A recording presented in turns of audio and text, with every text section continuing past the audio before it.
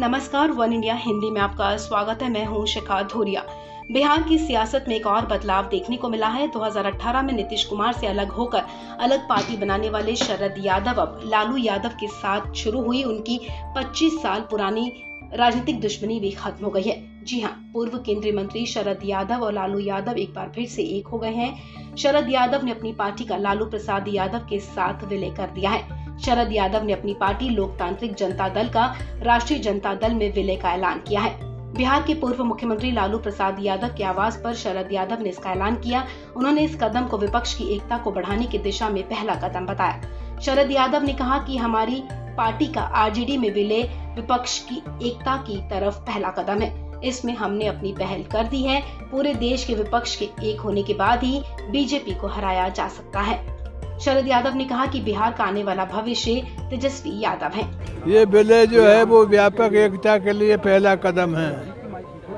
देश भर में जो परिस्थिति है उसमें सारे अपोजिशन को एक होना चाहिए, तो उसमें सबसे बड़ी बात ये कि हमने खुद ही अपनी पहल कर दी। माइक दूर रखिए प्लीज। आपको ऐसा लगता है कि ये विलय करके आप बीजेपी को हरा पाएंगे आगामी चुनाव में? नहीं, ये पूरे देश भर के अपोजिशन को एक होने के बाद ही हरा सकते हैं। अकेले कोई एक पार्टी नहीं हरा सकती। एक व्यापक एकता का कदम उठाना था तो हमने कदम उठा दिया। कितना भरोसा है आपको तेजस्वी यादव पे? कितना भरोसा है आपको?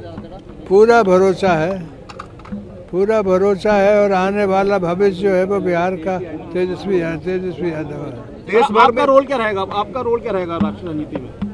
आपका रोल क्या रहेगा आगे राजनीति में? राष्ट्रीय स्तर पर होना चाहिए। जो व्यापक एकता है उसके लिए हम लोग प्रयास करेंगे। लालू जी भी बाहर आ जाएंगे। आपको बता दें, शरद यादव ने नीतीश कुमार यादव के जेडीयू से अलग होने के बाद अपनी पार्टी का गठन किया था, लेकिन अब उन्होंने जनता दल में अपनी पार्टी का विलय करने का ऐलान कर दिया। गौर करने वाली बात यह है कि 1997 में लालू प्रसाद यादव ने जनता दल का गठन किया। शरद यादव ने 16 मार्च को ही इस बात का ऐलान कर दिया था कि वो लालू के साथ अपनी पार्टी का विलय कर रहे हैं। उन्होंने ट्वीट कर लिखा था कि देश में मजबूत विपक्ष स्थापित करना समय की मांग है।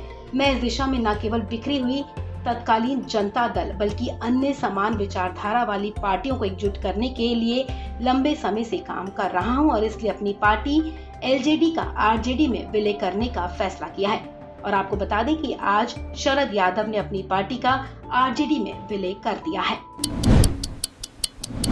पंजाब में आम आदमी पार्टी के विधायकों की बैठक हुई। इस बैठक के दौरान दिल्ली के मुख्यमंत्री अरविंद केजरीवाल ने पंजाब के नए सीएम भगवंत मान सिंह की जमकर तारीफ की।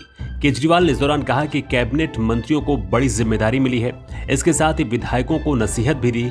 केजरीवाल ने कहा कि पंजाब के लोगों ने हीरे चुनकर भेजे हैं और इसीलिए 92 लोगों की टीम बनकर काम करना है। मैं बड़ा भाई हूं और भगवंत मान की लीडरशिप में काम करना है। हर हाल में भगवंत मान द्वारा दी गई जिम्मेदारी को पूरा करना है। केजरीवाल ने कहा कि कभी सोचा था कि एमएलए बनोगे? बड़े बड़े लोगों को हराने वाले घमंड ना करें। किसी का किसी पद पर कोई हक नहीं होता।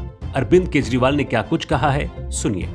रात दिन काम करना पड़ेगा, खूब मेहनत करनी पड़ेगी। अगर टारगेट पूरे नहीं होते आपके तो फिर जनता ही कहेगी भी इस मंत्री को बदलो, दूसरे मंत्री को लेके आओ।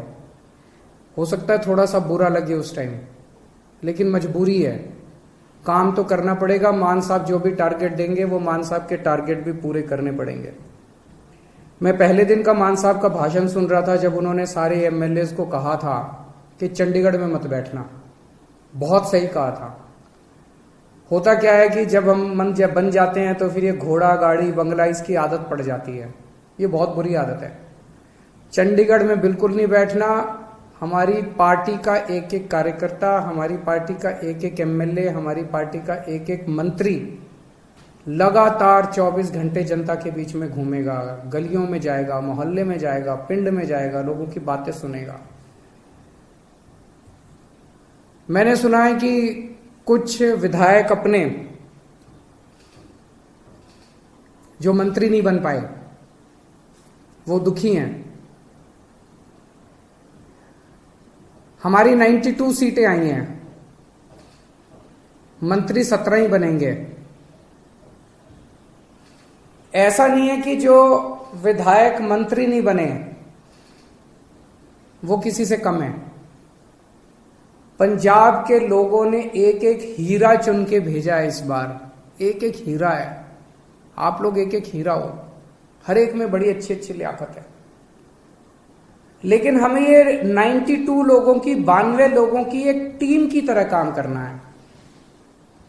अगर हम टीम बन के काम करेंगे, अपना स्वार्थ छोड़ देंगे, अपनी इच्छाएं छोड़ देंगे, अपनी एम्बिशंस छोड़ देंगे, पंजाब की तरक्की होगी, पंजाब खूब आगे बढ़ेगा।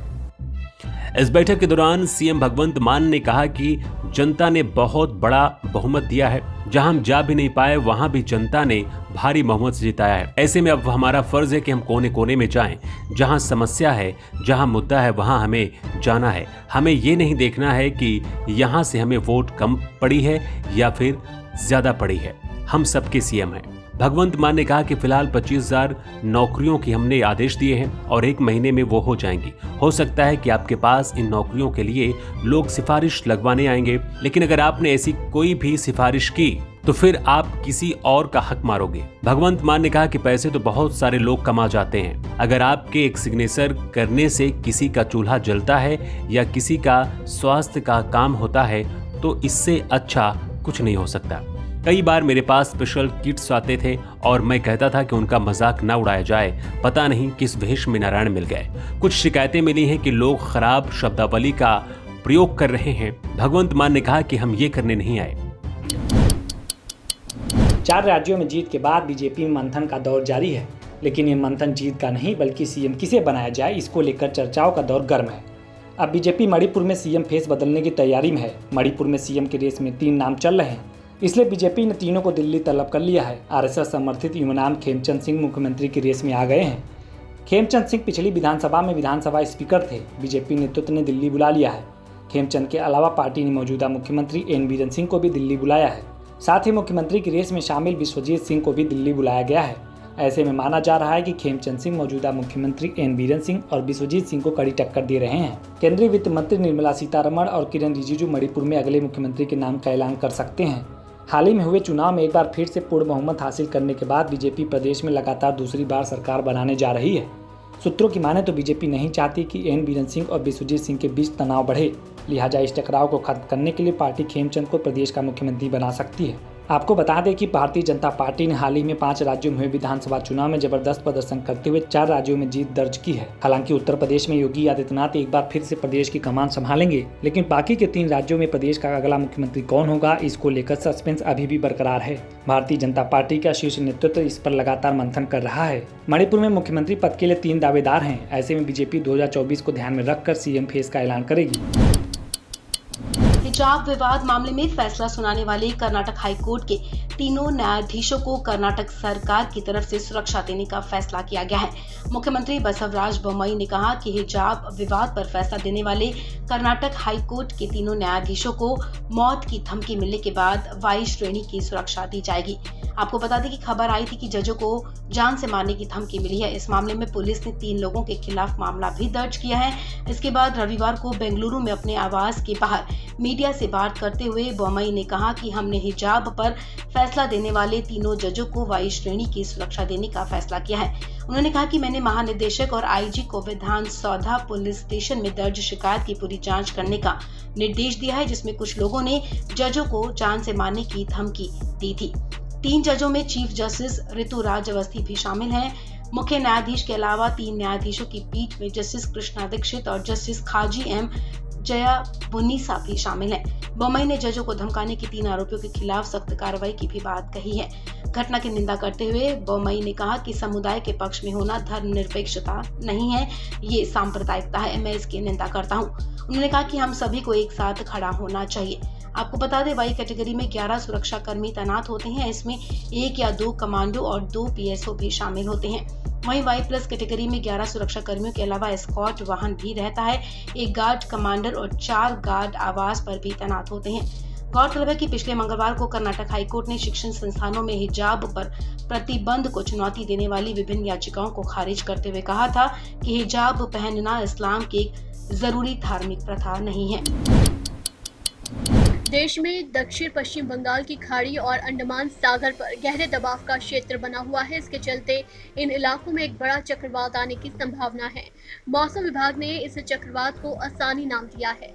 भारतीय मौसम विज्ञान विभाग ने जानकारी दी है कि दक्षिण पूर्व बंगाल की खाड़ी और उससे सटे दक्षिण अंडमान सागर पर कम दबाव का क्षेत्र आगे बढ़ रहा है और 20 मार्च को एक दबाव और 21 मार्च के आसपास चक्रवाती तूफान आसानी में तेज होने की संभावना है। आईएमडी के मुताबिक सोमवार को ये दबाव क्षेत्र चक्रवाती तूफान में बदलने की आशंका है। इस तूफान को लेकर प्रशासन पहले से ही अलर्ट हो गया है और निचले इलाकों में रह रहे लोगों को निकालना शुरू कर दिया गया है। आईएमडी ने बताया कि 22 मार्च की सुबह तक ये चक्रवाती तूफान बांग्लादेश से उत्तरी म्यांमार के तटों के पास पहुंच सकता है। इसके आने से देश के कई राज्यों पर असर देखने को मिलेगा। इसका असर उत्तरी भारत के ज्यादातर राज्यों में पड़ेगा। इस साइक्लोन के उत्तर से उत्तर पूर्व की तरफ बढ़ने से उत्तर म्यांमार के दक्षिण से पूर्वी बांग्लादेश तटों पर भारी बारिश की संभावना जताई जा रही है। वहीं 60 से 70 किलोमीटर की रफ्तार से तेज हवाएं चलेंगी, लेकिन यह अगले दिन 90 किलोमीटर प्रति घंटे तक जा सकती है, जिसके मद्देनजर दक्षिण से पूर्वी बंगाल की खाड़ी और उससे सटे दक्षिण अंडमान सागर में आईसीजी जहाजों ने समुद्र में सभी नाविकों और मछुआरों को मौसम की चेतावनी जारी की है। लोगों से जल्द सुरक्षित जगहों पर जाने के लिए कहा गया है। मौसम विभाग के मुताबिक अंडमान और निकोबार द्वीप समूह के अलावा कई जगहों पर भारी बारिश हो सकती है। चक्रवाती तूफान की वजह से अंडमान और निकोबार द्वीप समूह के निचले इलाकों में बाढ़ और जल भराव की आशंका काफी बढ़ी हुई है, जिसे लेकर चेतावनी जारी की गई है। वहीं चक्रवात के खतरे को देखते हुए हेल्पलाइन नंबर भी जारी कर दिया गया है।